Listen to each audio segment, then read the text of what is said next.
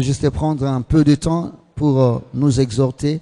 Et après, nous allons encore prier le Seigneur. Parce que je sens en moi que le Seigneur va faire quelque chose. Tutaelekezana kisha nyuma tutaomba tena Mungu sababu mwalimu anajisi kwamba Mungu atafanya kitu. Nous sommes dans le livre de Matthieu chapitre 5. Tunasoma kitabu cha Mathayo sura 5 le verset 23 à 24. Mstari wa 23 mpaka 24. Matthieu chapitre 5 verset 23 à 24. Nous lisons dans le nom de Jésus. Amen. 23 à 24. Si donc tu présentes ton offrande à l'autel et que là tu te souviennes que ton frère a quelque chose contre toi, laisse là ton offrande devant l'autel et va d'abord te réconcilier avec ton frère. Puis viens présenter ton offrande, parole du Seigneur. Amen. Est-ce qu'on peut acclamer le Seigneur? Et nous reprenons nos places.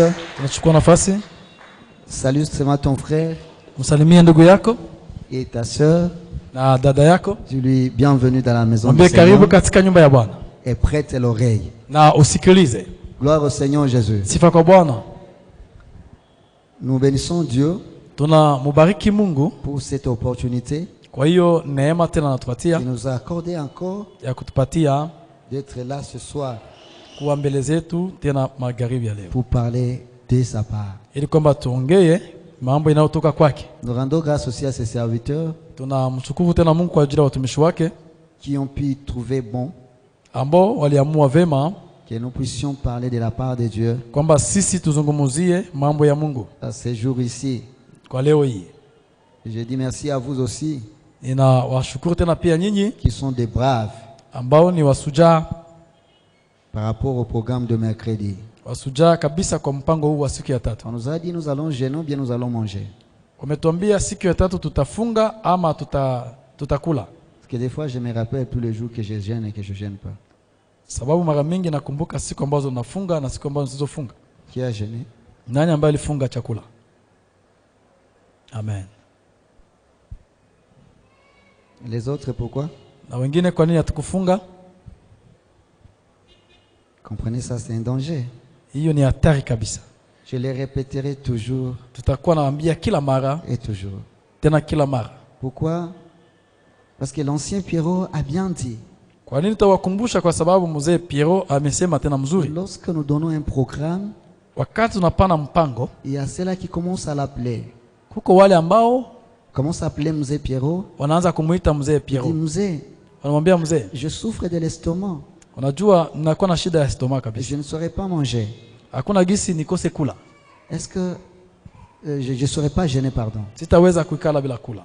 Ça ne nous arrive pas de quitter tôt le matin et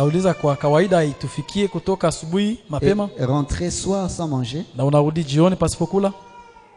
Écoutez, la parole de Dieu dit l'obéissance vaut mieux que le sacrifice.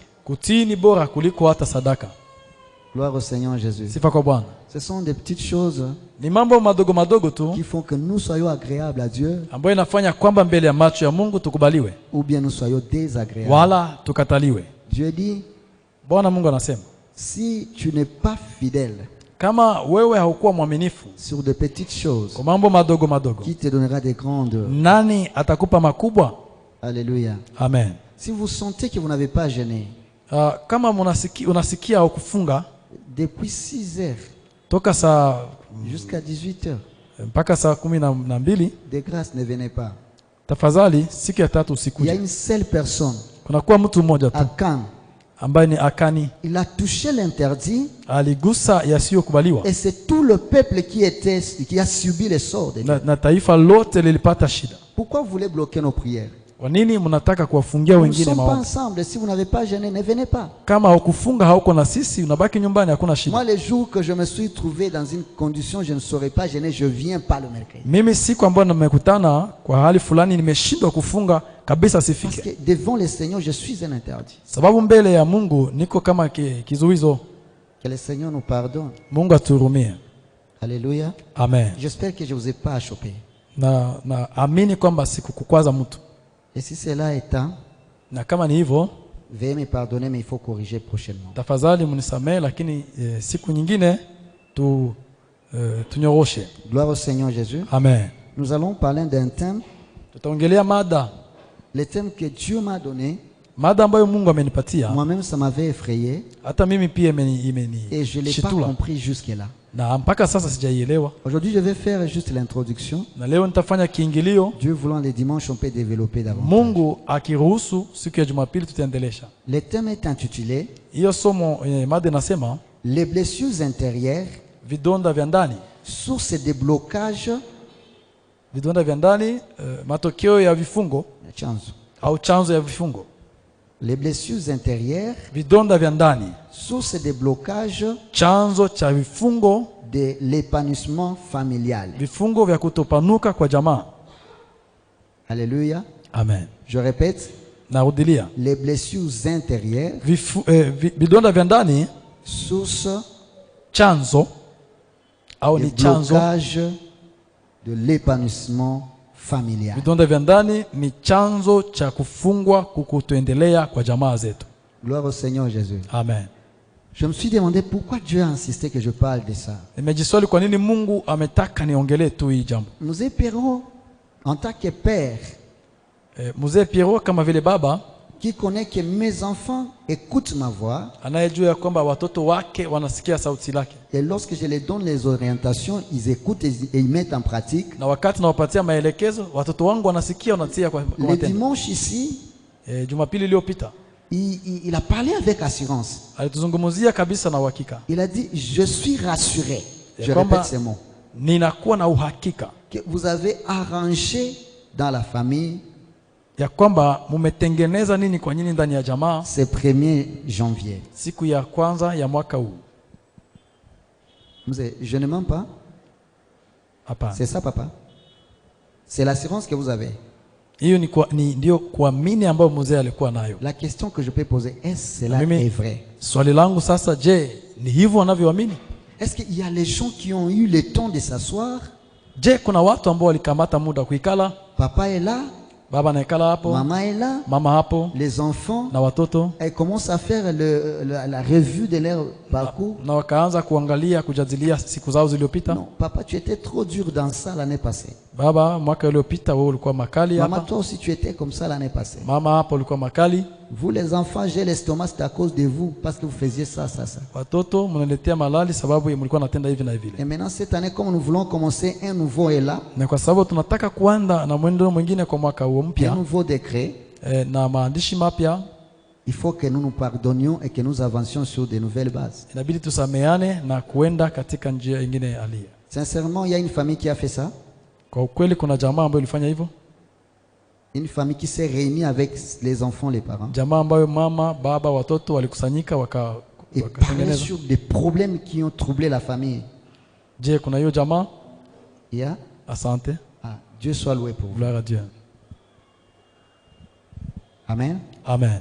Les blessures intérieures, vidonda vya ndani, source de blocage, chanzo cha vifungo de l'épanouissement familial, au chanzo cha kuzuia kuendelea kwa jamaa. Nous allons un peu définir le blessure, c'est quoi? Tutapana maana ya vidonda selon les dictionnaires. Kama vile kamusi nasema, les blessures intérieures, vidonda vya ndani, ce sont des plaies, ni vidonda ou des traumatismes au tatizo la usalama que notre conscient ou subconscient ambayo mtu wetu wa ndani ont enregistré, alichukua na kaweka ndani yake, et qui à la longue na kisha muda détruisent notre vie, inakuwa vinaharibisha maisha yetu à petit feu, kwa moto mdogo mdogo, et qui se manifeste itakayotokea na kuonekana par des réactions nocives kwa kutenda kwa vitu visivyofaa à notre propre vie, kwa maisha yetu binafsi et à celle des autres. na kwa maisha wengine pia. Ce sont des plaies. Hiyo ni vidonda que notre conscience ambayo mtu wetu wa ndani ou subconscience mtu wetu wa ndani ont enregistré, amechukua na kuweka ndani, qui à la longue ambavyo vile vidonda kwa mwisho détruisent notre vie à petit feu vinaharibu maisha yetu kwa moto kidogo kidogo, et qui se manifestent par des réactions nocives ambayo inakia kuonekana kutokea matendo mabaya à notre propre vie kwa maisha yetu et à celle des na kwa autres. maisha ya wengine pia. C'est ça les blessures intérieures. Hiyo ndiyo vidonda vya ndani. Source, la source, Chanzo c'est juste, on dit, c'est une origine de quelque chose. na kusema mwanzo ya kitu fulani, L'épanouissement, na kupanuka c'est l'effet de se développer de manière heureuse. ni namna ya kuweza kuendelea kwa furaha, kwa hali ya furaha. Gloire au Seigneur Jésus. Amen. Je suis en train de faire l'introduction. Je Niko mérite que vous nafanya m'écoutiez. jiste ufungulivu, lakini tutaendelesha nyuma. Bien aimé, ce thème est tellement complexe. Ndugu zangu, hii mada ni kubwa sana. Si je pouvais avoir le temps, ça pouvait prendre même une semaine. Ningelikuwa na muda kabisa, ingechukua wiki yote. Ça allait très bien être fait comme un enseignement. Ingekuwa vema ifanyike kama vile mafundisho. Gloire au Seigneur. Sifa kwa Nous Bwana. allons nous forcer à nous donner une idée globale de ça. Tutajikaza tupane tu wazo kubwa juu ya haya mambo. Les blessures intérieures Vidonda vya ndani étant des plaies inavyokuwa vidonda que nous avions enregistrées. ambavyo tumeweka ndani yetu. C'est pour autant dire que Ni kusema hivi, ce n'est pas le premier jour haiko hiyo siku ya kwanza que la conscience a été touchée ambao mtu wetu wa ndani aliguswa et que ces blessures-là apparaissent. na hivyo hapo kidonda ikatokea. Non, ça reste au fond de nos cœurs. Hapana, inabaki katika mioyo En yetu, plus de garder cela, na inapoweka hiyo mambo ça commence à ronger notre cœur inaanza kuharibu moyo au point wetu de créer des blessures. mpaka ikafanya vidonda. Mais ça apparaît maintenant Lakini imetokea sasa que ces blessures pouvaient être la cause de blocage de l'épanouissement ya kwamba hivi familial. vidonda vinazuia kuendelea kwa jamaa. Pourquoi nous parlons de l'épanouissement Kwani familial? tunasema juu ya kuendelea kwa jamaa zetu? Je bénis le Dieu de mon père Patrick Nabariki Mungu wa baba yangu Patrick qui nous a parlé d'un thème, ambaye ametuongelesha juu ya qui a parlé de la famille comme racine de l'église mada ambayo inasema jamaa kama mzizi wa kanisa et aussi le centre de tous les combats. na Nakuwa China ama chanzo. centre de tous les combats au mwanzo ya kila vita. Alléluia. Amen. Alisema juu ya hiyo. Et lorsqu'il a parlé de ça, Na wakati aliposema juu ya haya il a dit la famille et l'église akasema jamaa na kanisa n'étaient pas créés, havikuumbiwa, mais c'était sorti de Dieu lui-même. lakini Mungu yeye peke ndio alianza, Parce que Dieu lui-même est une famille. sababu Mungu mwenyewe ni jamaa, Quand en lui il y a le Père, Fils et le sababu Saint-Esprit. ndani ya Mungu muna Baba, Mwana na Roho Mtakatifu. Alors nous voulons parler sur les blocages familiaux, de l'épanouissement familial. Sasa tunataka kuongea juu ya vizuizo, vifungo vinakataa tusipanuke kijamaa. Aujourd'hui nous venons, nous prions, nous crions, Leo tunakuja tunaomba comme nous tukirudia, nous sommes suscités à prier. sababu tunakuwa tunahitajika kuomba. Maintenant, la question qu'on peut se poser, Lakini swali la kulipatia, quelle est la qualité de nos prières? maombi yetu ina hali gani? Et pourquoi Dieu n'exauce pas nos Na prières? kwa nini Mungu hajibu maombi yetu? Non, la réponse est simple. Jibu ni moja, Parce que nos cœurs est rempli de blessures ni kwa intérieures. sababu mioyo zetu zimejaa vidonda vya Et ndani. lorsque quelqu'un de blessures intérieures, Wakati mtu anakuwa na vidonda vile il vya est ndani, difficile à cette personne de bien prier. ni nguvu kwake kabisa kuomba ipasavyo, Parce que son esprit est tellement troublé. sababu moyo wake umekuwa Et umetawanyika, en lui, il n'y a que la colère, la haine. ndani mwake muna chuki na Et tout fitina, ce qui sortira na itakayotoka kwake cherchera à nuire à la personne itakuwa natafuta qui a kumharibu causé ces blessures en huyu lui. mtu ambaye amemtolea Et vidonda là, hivi. ta prière est non. Hivyo maombi yako haitaendelea. Gloire au Seigneur Jésus. Amina. Les blessures intérieures sont Vidonda causées vya par ndani quoi? vinatokana na nini? Nous avons énuméré un nombre de causes de blessures intérieures. Tutatoa orodha wa vitu ambavyo vinatuma hiyo vidonda vya ndani. La première des choses, c'est le rejet. Kitu cha kwanza ni kukataliwa, Ok? Kutupiliwa. kutupiliwa. Deuxième des choses, c'est l'abandon. Ya pili ni kuachiliwa au kuachiwa. Troisième des choses, c'est l'humiliation. Vitu ya tatu ni kushushwa.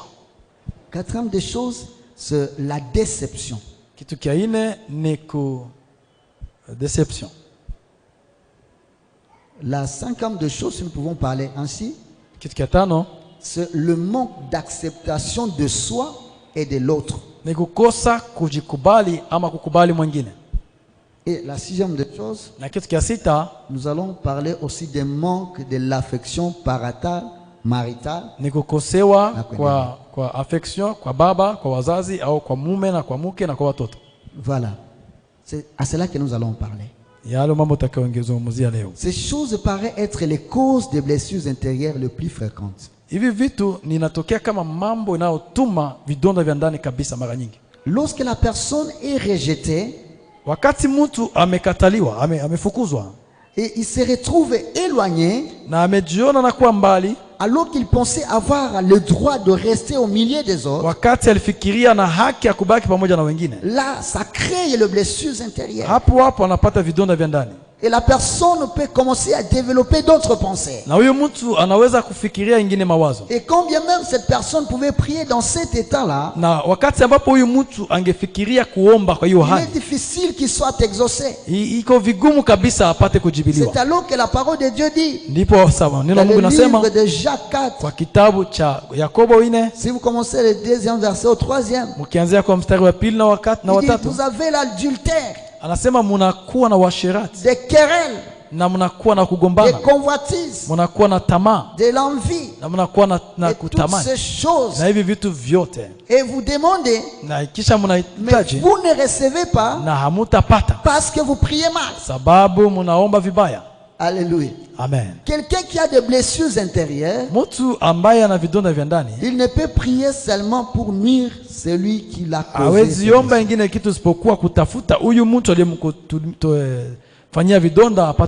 La maman m'a humilié parce qu'elle portait bien. Parce qu'elle était dans son véhicule luxueux. Père, donne-moi aussi. Je dois l'humilier. Et le jour que je passerai à côté de lui, il sentira que je suis l'enfant de Dieu. Dieu n'exaucera jamais cette prière. Parce que ça vient par les blessures intérieures. Parce que la Bible dit dans le livre de Luc 6, 45, c'est dans l'abondance du cœur que la bouche parle. Dans ton cœur, il y a des blessures. Comment tu veux qu'il sorte des bénédictions? Comment tu veux qu'il sorte des louanges? C'est impossible. Nous voyons Jephthé. Jephthé, c'était quelqu'un qui était dans la famille. Et il a grandi dans sa famille. Ses frères l'ont vu grandir. Lorsqu'ils ont vu Jephthé grandir, il était habile. Alors ils ont eu la haine contre lui. Ils ont dit, nous devons les chasser. Nous devons le rejeter. Il ne mérite plus. Parce qu'il n'est pas le propre fils de notre papa et notre maman. C'est notre demi-frère. Ils ont pris, ils ont rejeté Jephthé. Pendant que Jephthé était allé, je parie qu'il est parti avec des blessures intérieures. Parce que c'est lui qui défendait sa famille. C'est lui qui faisait tout pour ses petits frères. Vous qui êtes des aînés, vous connaissez l'histoire. Des fois les aînés, surtout les sœurs, je loue vraiment les sœurs. Quand une fille est fille aînée, en vérité ce n'est pas la maman qui reste encore la femme mariée de la maison. Maman, excusez-moi, hein. Mais vous allez voir que lorsque la fille aura l'âge de bien travailler, tout convergera vers la fille. Ce n'est pas parce que maman veut faire souffrir sa fille, il veut travailler dans sa fille pour que demain qu'elle soit aussi une femme digne. Vous allez voir, la fille prend soin même de ses petits enfants, de ses petits frères. Avant d'aller à l'école, il les lave, il les donne l'été, et ils allent ensemble. Et je parie que Jephthé aussi faisait comme ça. Et à ce temps-là, il devait les apprendre aussi comment manier l'épée. Et quand il y avait un danger, c'est lui qui devait aller défendre. Et il était là comme protecteur des autres. Et après, lorsqu'ils étaient auprès de commencer à jouir des grâces de leur père, ils ont dit, Jephthé, tu ne mérites plus. Tu dois t'en aller. On lui avait même pas indiqué l'endroit où il devait partir. Et il était allé avec des blessures. Le rejet. Kukataliwa. C'est là que vous allez voir, vous connaissez l'histoire. Mtaona mnajua habari. Lorsqu'Israël était maintenant dans les difficultés, Wakati Israeli walikuwa il katika devait venir magumu, maintenant demander les secours de Jephthé. wakatakiwa kwenda kumhitaji Yefuta. Gloire à Dieu parce qu'il craignait Dieu. Mungu asifiwe sababu Yefuta alikuwa anamuogopa Mungu. Mais cela n'a pas fait à ce qu'il ne les rappelle pas. Na hiyo haikufanya kwamba asiwakumbushe. Celui qui a des blessures intérieures, Mtu ambaye ana vidonda vya ndani, même les années peuvent passer, miaka inaweza la kapita, personne n'oubliera jamais. mtu atasahau. Et combien tu peux venir, Na wakati il tunapokuya peut te rappeler. anza Il kukumbusha, dit, tu te rappelles de ce que tu m'as humilié anasema nakumbuka ulivyonishusha siku ile, pendant que j'étais locataire. wakati nilikuwa mimi Tu napanga as nyumba, jeté mes histoires dehors. ulitupa vitu vyangu nje. Aujourd'hui, tu peux chercher une maison aussi. Leo na wewe unatafuta nyumba. Tu pensais que ton fils pouvait chercher aussi une maison pour loger? Ulifikiria ile wakati kama mtoto wako atapanga nyumba? Alléluia. Amen. Parce que ça créait quelque chose dans son cœur. Ni kwa sababu katika moyo wake ulibaki vidonda. Et Jephthé était parti. Na Yefuta alienda, Lorsque les gens sont venus, wakati watu walikuja il devait kumtafuta, leur donner des conditions. akawapatia shurti. C'était comme la récompense de l'humiliation qu'il a Ni subie, kama vile ndio malipo kwa Du ile rejet. kumshusha, kwa hiyo kumkatala qu'il a subi. ambayo Parce qu'il aliyoishi. avait des blessures intérieures. Alikuwa na vidonda vya ndani. Et s'il ne pouvait pas obtempérer à ses exigences, Na kama angefanya ile masharti, il ne pouvait pas leur aider. hangepima kuwasaidia tena. Lorsque quelqu'un est rejeté, Wakati mtu anafukuzwa, la personne peut partir, mtu anaweza kwenda, mais ça crée des blessures intérieures. lakini anaenda na vidonda vya ndani. Cette personne peut te faire le mal. Huyu mtu anaweza kufanya mabaya Et dans kesho. la famille, c'est comme ça. Na katika jamani hivyo tu. Des fois, il y a des parents qui rejettent les Mara nyingine enfants. kuna wazazi wanatupilia Ils ne leur watoto. même pas indiqué là où ils vont Hawawaambii hata partir. wataenda wapi Et lorsque wanapowafukuza. l'enfant va partir, Na wakati mwana il va anapoenda, commencer à errer. ataanza Il kuzunguka va na subir kuhangaika. tous les coups possibles du monde. Atateseka katika dunia Et hii. cet enfant-là développera des blessures Na huyu intérieures. mtoto atafata vidonda vya Et quand ndani. tu peux appeler encore cet Na enfant, wakati wao cet watamwongelea enfant ne mtoto, parlera pas bien de toi. mtoto hata muongelesha mzuri baba Et yake. tes prières ne seront pas exaucées. Hivyo hivyo maombi yako haitapata jibu. Gloire au Seigneur Jésus. Amen. Les blessures intérieures Vidonda vya ndani paraît comme être la source des blocages. et vinaonekana l'épanouissement kuwa familial. ndivyo vizuizi vya kupanuka kwa jamaa. Lorsque quelqu'un est abandonné, Wakati mtu anaachiliwa, tu es dans les problèmes, uko katika shida, dans la souffrance. katika matatizo, Je me dis, je suis François, unasema mimi niko François, évangéliste à l'église de Gamaliel Temple. niko mwinjilisti kwa Gamaliel Temple. Je connais que j'ai mes frères, mes sœurs. Ninajua kwamba nina ndugu na kaka na Je me dada. retrouve dans les problèmes Niko katika shida et personne ne m'assiste. na hakuna Je suis comme si ananifariji. je suis seul Ni kama vile niko mwenyewe et je suis au bout de mes na forces. niko mwisho kabisa ya nguvu Et tout le zangu, monde me voit, il rigole contre moi. na watu wananiona wananicheka. Il me dit, mais toi, ce n'est pas toi qui prêchais là-bas. Unasema lakini haiko ndio kwa nahubiri N'est-ce pale. pas toi qui nous invitais dans cette église? Wewe ndio unatuita katika kanisa hili. Quand je tends la main aux gens, Wakati unapatia watu avant mkono, de me donner, il m'accompagne par des paroles choquantes. pahali pa kunirudishia mkono Il dit, n'est-ce amenisukumia pas, maneno. tu es dans l'église Gamaliel Temple, Anasema aje, wewe si mtu wa Gamaliel Temple? l'église des riches. Hiyo kanisa ya Tu peux watajiri. demander ça. Uzalumba na wewe Tu hiki. n'as pas de pasteur, Hauna tu wachungaji, n'as pas de frères. hauna wandugu. La personne est abandonnée. Mtu ameachiliwa. Et lorsque la personne reviendra, Na wakati mtu atakaporudia, ces paroles créera des blessures intérieures. hiyo mambo itamwachia vidonda vya Aussi ndani. longtemps, je n'ai pas encore arrangé avec vous, mes serviteurs, les autres, Wakati ambapo sijakuwa natengeneza na ninyi, même si watumishi, nous allons prier ensemble. hata kama tunaomba pamoja, haifanye kitu. Alléluia. Amina. Alléluia. Amina. C'est le cas dans nos familles bien-aimées. dans Ni le hivyo Seigneur. hivyo katika jamaa zetu, ndugu yetu. Il y a beaucoup de problèmes. Kuna kuwa shida nyingi, Il y a beaucoup de choses que nous nous causons les uns les autres. mambo mengi ambayo tunafanya wetu kwa wamoja kwa wengine, Et le manque de ce temps que l'ancien Pierrot a insisté na kwa kukosewa hiyo muda ambayo mtumishi wa Mungu de alitupatia rester ensemble, ya kuikala pamoja commencer à nous dire nos faiblesses, na kuanza kujadiliana sans se regardant dans les kwa yeux, kuangaliana kwa macho avec amour, na kwa que upendo. toi, papa, Oui, baba. tu es tellement coriace. Unakuwaka mkali Tu ne sana, nous donnes même pas le temps de regarder la hautupatie hata télévision. muda kutazama Tu ne nous televisheni, regardes même, nous ne donnes pas le temps d'aller même les week-ends quelque part. hautupatie muda kutoka Ça, tunakwenda c'est pale. méchant. Hiyo ni mubaya baba, Mais nous sommes là, nous avons peur de papa. lakini sisi tuko hapa tunaogopa wa baba zetu. Maman est là, Mama iko pale, même si tu peux faire tout. hata kama ungefanya nini, Mais aucun jour, hata siku moja maman a vu que tu as bien fait. mama hajakwambia umefanya Tout ce que vizuri, tu as fait, c'est le mal. kila kitu unafanya ni kibaya. Aucun Jamais jour il t'a apprécié. Hakuna siku ulifanya vizuri. Et là, ça crée des blessures à l'intérieur. Na hapa inazala vidonda vya Tu ndani. vas prier, tu vas gêner. Utaomba, Mais Dieu utafunga. n'exaucera pas. Lakini Mungu Parce atabariki. que ta base et ta famille Sababu ni n'est chanzo pas en yako. connivence avec toi. Mwanzo wako ni jamaa na Tu as hawana patani commencé, na wao. tu travaillais. Ulianza ukatumika. Et les choses marchaient. Na vitu viliendelea. Parce que tu étais en communion avec ta Sababu famille. muliendeleana kwa Mais pamoja na lorsque ta jamaa. famille est déchirée dans le cœur, Lakini toka jamaa les choses ilipopasula commencent à sombrer. mambo inakuwa katika giza. Répare avec ta famille. Kwenda utengeneze na jamaa lako. Alléluia. Amina. Manque d'acceptation de soi. Kukosa kujikubali. Ça, c'est vraiment aussi parmi les causes Hii kabisa ni mwanzo wa matatizo. des blessures intérieures. Inatuma pia hiyo vidonda vya ndani. Aujourd'hui, le monde Leo dunia nous présente beaucoup de choses inatupatia mambo mengi qui sana. sont tellement bonnes Na vitu ni vizuri parce que ça nous ouvre l'intelligence. sababu vinatufungua akili. Mais est-ce que tous nous devons accéder à ces choses-là? Na je, sisi sote tunahitajika kufika kwa hiyo mambo? Tu vas voir, Utaona mon frère, ma sœur, ndugu yako, dada yako, chez eux, ils ont de l'argent. kwa wana pesa, Premièrement, Dieu les avait bénis de l'argent. Mungu aliwapatia mapato. Alléluia. Amen.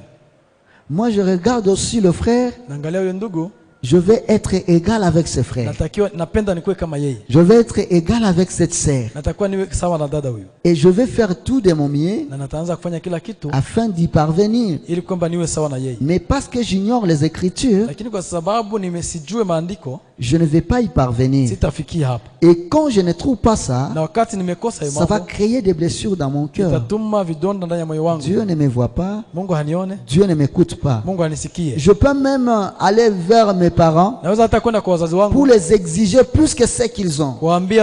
kuwalomba zaidi ya uwezo wao. Mes frères jeunes, Ndugu zangu vijana, ayons pitié de nos parents. tuwasikilie huruma wazazi wetu. Ils se battent pour nous donner ne fût-ce que l'argent pour étudier. Wanagombanisha ili tupate pesa ya kusoma. Que tu sois aussi quelqu'un Na demain. wewe kesho upate kuwa mtu. Mais par-dessus de ça, nous ajoutons d'autres frères. Zaidi ya ile tena tunaongeza ingine mambo ya bongo. De frères qui ne sont pas vrais. Tunaongeza mambo Parce que ambayo nous voulons nous comparer avec les autres. sio ya ukweli ili Et kwamba tuwe lorsque les kama parents wengine. ne nous donnent pas, Na wakati mzazi ça akutupatia devient hiyo un problème. inakuwa shida. Et lorsque c'est un Na problème, wakati inakuwa shida, directement on crée des blessures. unaanza kuwa na Ça ne va vidonda. pas se produire le même jour. Haitatokea hapo Mais tu vas hapo commencer, comme tu as déjà la source, la racine, kwa sababu umekuwa tayari na tout ce mzizi. que les parents feront pour toi ne Kila seront pas kitu bien. mzazi atafanya kwako haitakuwa mzuri.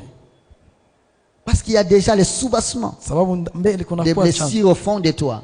Vidonda Ça va se ndani mwako. développer. Itaendelea. Ça va se développer Itaendelea. de jour au jour. Siku kwa siku. Et s'il arrivait que les parents ont tardé juste de payer les études Itakapofika wazazi wanachelewa kulipia parce que shule les choses n'ont pas marché, sababu mambo haikuwa sawa. pourquoi tu m'as enfanté? Unamwambia kwa nini Est-ce amekuzaa? que je t'avais demandé de m'enfanter? Je, nilikwambia unizale? La Bible dit tu es maudit. Biblia inasema ukisema hivyo Toi qui dis à ton parent pourquoi tu m'as engendré unalainiwa, ambao unaambia et à ta mzazi mère pourquoi tu m'as enfanté. kwa nini Tu es umenizaa? maudit.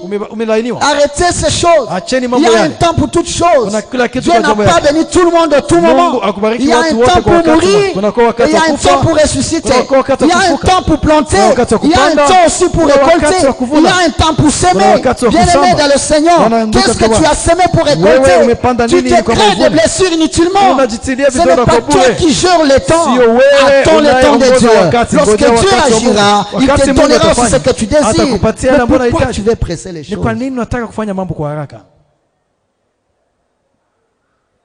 Lorsque la personne se met dans cette attitude, Wakati mtu anakuwa katika hali hii, sa prière sera comment? maombi yake itakuwa na maana gani? Baba, Mon père, ungeli wako nipatie baba bazuri banayapatia watoto si yao. tu savais, tu n'allais pas me donner celui-ci comme Tu papa. oublies que toi aussi tu grandis et tu seras parent. Unasahau kama na wewe pia unakomana utakuwa baba. Est-ce que tu sais comment les parents souffrent jusqu'à pour que tu aies la nourriture? Je, unajua gisi mzazi anateseka ili tu upate chakula, Et d'autres pour payer les loyers. na wengine ili kwamba ulale mnyumba, La nuit, ils ne dorment pas. Aujourd'hui, c'est le 25. siko walale usingizi. Et toi, tu veux juste parce que les autres sont en train de faire d'ambiance à l'université. Toi aussi, tu veux aller dans ces vents-là. Wewe sababu tu wengine wanafanya maisha yao kule Et tu réduis en ayant ce que tes parents font. na unasema yote wanaifanya sio Tu kitu. crées des blessures dans le cœur de tes parents. Hata kwa wazazi pia wanafanya Au lieu vidonda. que tes parents soient contents de toi, Ili kwamba tu pale deviens wazazi un fardeau wakufurahie, pour eux. unakuwa Et mzigo là, c'est kwao. un problème sérieux. Na hiyo ni shida kwako. Au lieu que tes parents prient pour toi, Mais lorsqu'ils voient ton image, c'est un diable en personne. Et là, ça bloque l'épanouissement familial. Et lorsque les familles sont bloquées, c'est l'église qui est bloquée.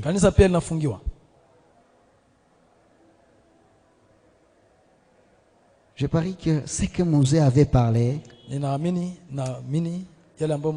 c'était une révélation. C'était une révélation. Asseyez-vous. Parlez ouvertement. Qu'est-ce qui n'a pas marché? Mon fils, pourquoi tu avais ces comportements? Qu'est-ce qui n'allait pas? Ma femme, j'ai vu que tu étais différente. Tu as toujours été là. Calme, tu m'as toujours soutenu. Mais j'ai vu que tu as développé un langage que je ne comprends pas. Papa, mais chaque jour, malgré que tu ne m'amenais rien, mais ta façon de me parler me rassurait toujours. Mais j'ai vu qu'il y a quelque chose qui ne va pas.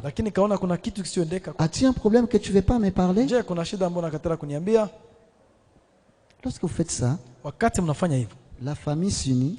Vous parlez comme ça, vous priez, le Seigneur exauce.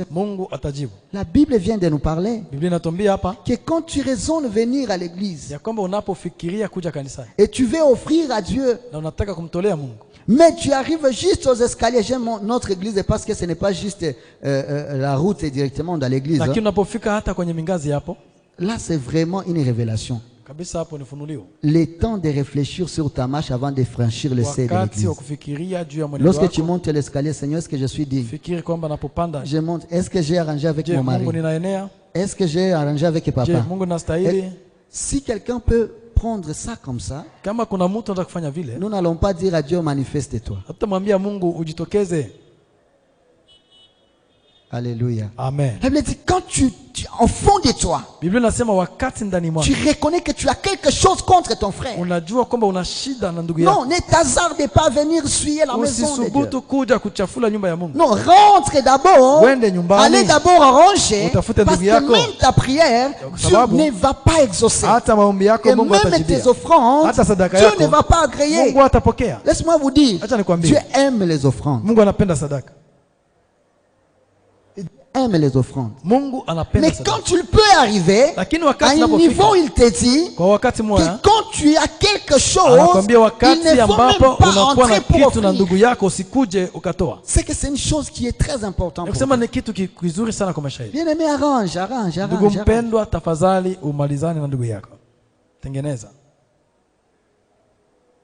Arrange. Tu as quelque chose contre ton frère. Tu as quelque chose contre tes enfants. Les grands problèmes, c'est nos parents. Oui, nous les devons tout le respect. Mais les parents aussi n'ont jamais eu le courage de dire à son enfant, pardonne-moi. Parce que j'ai tourné sur toi à tort. Si j'ai dit ça, il va voir qu'il avait raison. Il va s'entêter. S'il est orgueilleux, il va s'entêter. Mais s'il est brisé par les Écritures, il comprendra que mon père, c'est un papa digne. Le respect augmentera. Alléluia. Amen. Même si vous êtes parent, c'est vrai, vous pouvez tourner sur l'enfant, mais après vous vous rendez compte que c'était à tort. Ayez le courage d'appeler ton enfant. Bon, fiston, j'ai tourné sur toi, mais je n'avais pas parfaitement raison. Pardonne-moi. Cela crée dans le cœur de cet enfant l'esprit d'abord du pardon et l'humilité. Quand toi aussi tu vas encore faire le mal pour cet enfant, avant que tu demandes pardon ou quoi que ce soit, l'enfant lui-même te pardonnera. Lui aussi pardonnera. Tout ce que nous vivons à l'église, en tout cas j'ai pitié des protocoles, mes frères et sœurs. Que Dieu vous donne la force et la sagesse. Nous sommes en train de voir à la porte, quelqu'un vient, les protocoles l'orientent, la personne refuse, comme s'il entre dans sa maison. Il s'oriente là où il veut. Parce qu'il s'est déjà créé une chaise. Non, bien aimé. Non, bien aimé. Ce sont des serviteurs servants de Dieu. Ils peuvent être révélés que là où tu veux te mettre, il y a un danger. Ils te donnent une autre place. Mais toi, parce que tu as déjà une place, tu vas et tu sors dans l'église et tu es malade. Tout ce que nous subissons les contrées dans l'église a les soubassements des blessures intérieures que la personne a subi dès sa maison. Et quand la personne vient, il veut maintenant se décharger parce que les blessures intérieures créent la colère dans la personne. Et partout la personne ira, cherchera à se défouler. Paul est ça dans le protocole. En tout cas, Paul wa protocole. Alléluia. Amen. Que Dieu nous aide. Mungu atusaidie. Que Dieu nous aide par rapport à ça. Mungu atusaidie katika yale. Parce que ces choses bloquent beaucoup hiyo mambo inafunga les bénédictions de Dieu. Baraka za Mungu kwetu. Nous n'avons pas encore terminé les premiers mois. Hatujamaliza mwezi wa kwanza tu. Tu peux encore recadrer les choses. Unaweza kunyorosha vitu. Tu peux encore récupérer la situation. Va dans ta maison. Arrange avec tes enfants. C'est ta base. C'est ta base. Vous allez écouter les politiciens. Bientôt chacun va rentrer à sa base. Maintenant, celui qui n'a pas arrangé sa base, il va rentrer où? Toi aussi, va arranger avec ta base. Ici, tu n'auras pas la bénédiction. Tu commenceras à trouver la bénédiction dès ta maison. Alléluia. Amina. Est-ce qu'on peut s'incliner juste dans la prière? Tu sens que tu as des blessures intérieures.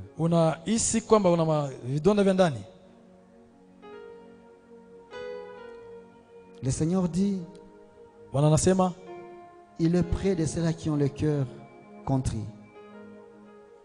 Il est près de ceux-là qui ont le cœur déchiré, abattu.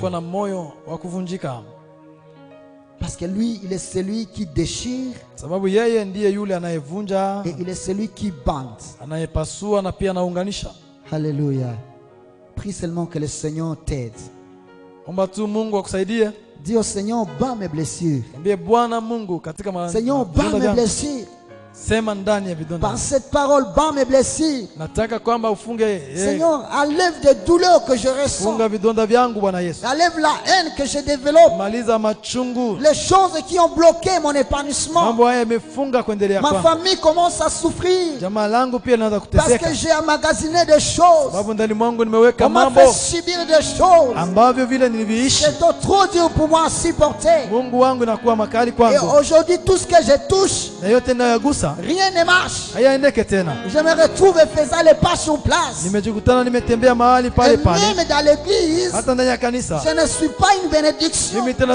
Par contre, à travers moi, il y a d'autres qui ont quitté l'église. Seigneur, aie pitié de moi. Seigneur, aie pitié de moi. Seigneur, aie pitié de moi. Seigneur, aie pitié de moi. Jésus, aie pitié de moi. Jésus, aie pitié de moi. Jésus, aie pitié de moi. Jésus, aie pitié de moi. Ne me laisse pas rentrer avec ces blessures. Ne me laisse pas reculer avec ces blessures. Seigneur, guéris-moi. Seigneur, guéris-moi. Seigneur, guéris-moi. Seigneur, guéris-moi. J'ai blessé les autres parce que j'ai des blessures au fond de moi. J'ai semé le chaos dans ma maison parce que je n'ai pas écouté ma femme, parce que je n'ai pas écouté mon mari, parce que je n'ai pas écouté mes parents. J'ai développé des pensées négatives et qui ont créé des blessures. Seigneur, aie pitié de moi. Seigneur, aie pitié de moi. Ne me laisse pas rentrer avec ces blessures. Ne me laisse pas rentrer avec ces blessures. Décharge-moi, Seigneur. Je suis fatigué. J'ai maintenant des maux d'estomac.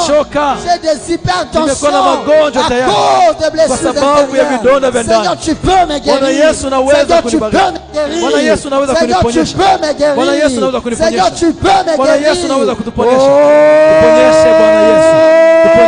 Tuponyeshe Bwana Yesu. Guéris ton église. Tuponyeshe Yesu. Ponyesha kanisa lako. Ponyesha watoto wako.